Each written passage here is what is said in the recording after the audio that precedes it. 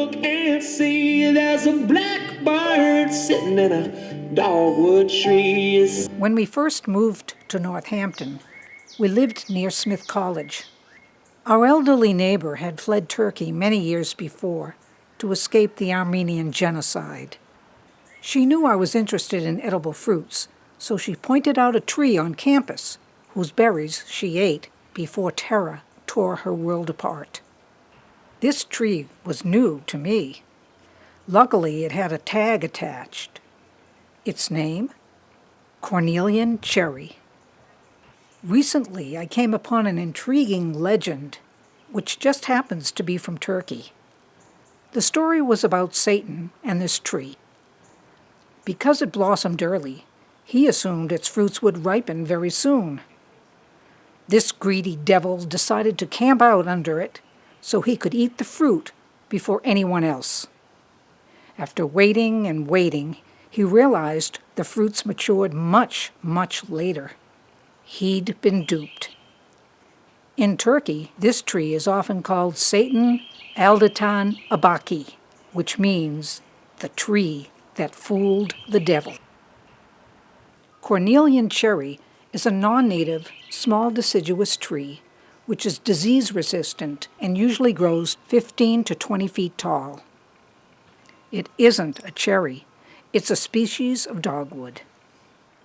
Its flowers are not as showy as those of its cousins, Coosa dogwood and American dogwood.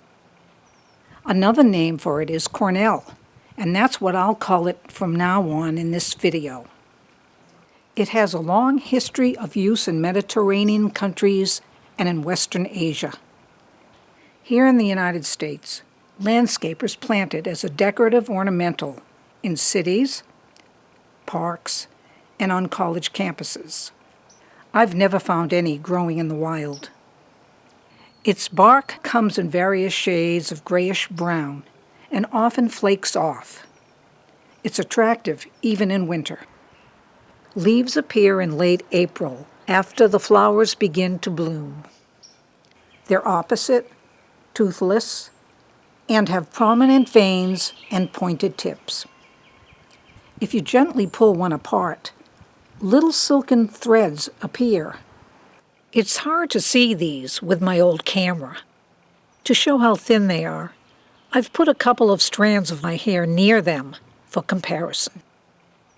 If in doubt whether a tree is a dogwood, this leaf tear test is a good way to confirm its identity. In autumn, leaves change color to a pale red. Since they're one of the first trees to flower in the spring, cornels are easy to spot. They bloom early, stand out from the bare landscape, and are a joy to see after a long winter. In early March, I bring some of its distinctive young buds inside and place them in water to encourage them to flower. Later in the month, delicate vivid yellow-green flowers emerge before the leaves appear.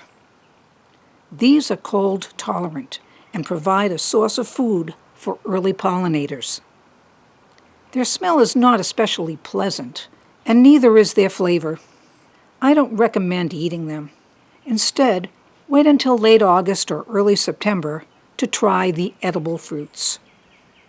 These are oval, about a half-inch long, have a single hard inedible seed inside, and ripen over an extended period of time. They're high in pectin, have twice the amount of vitamin C per weight as one orange, and contain the antioxidant plant pigment anthocyanin. Fruits begin to ripen in late summer or early fall. First they're green, then turn bright red.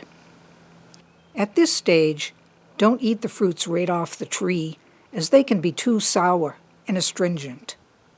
Wait until they turn soft and dark purplish red. Once they get somewhat squishy and slightly wrinkly, they can be picked off the tree, because then they release easily from their stems. Or shake the tree and ripe ones will fall to the ground, ready to harvest. Collecting these might be less difficult if a cloth is placed under the tree to catch them. The taste of fruit can vary from tree to tree. Some are more sour than others. Since the tree usually produces a great deal of fruit, leave some so animals and birds can have a few too. If you've gathered fruits before they're fully ripe, don't despair.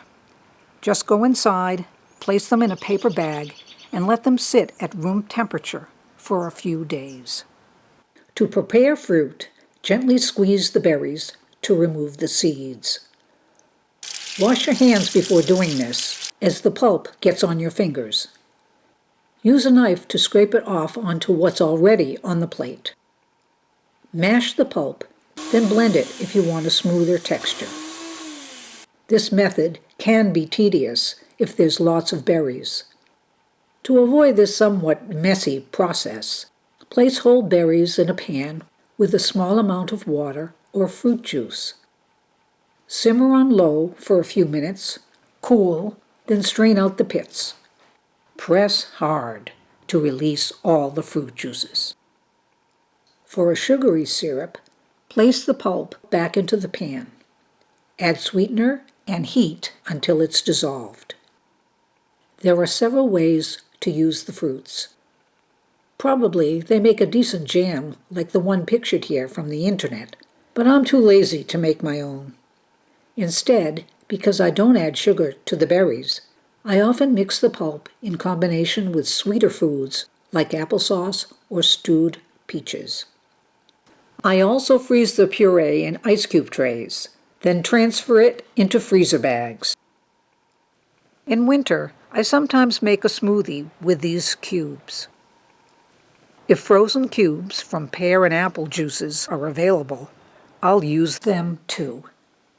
As fruits are somewhat tart, they might be a suitable ingredient for wine, so you winemakers out there may want to try making some.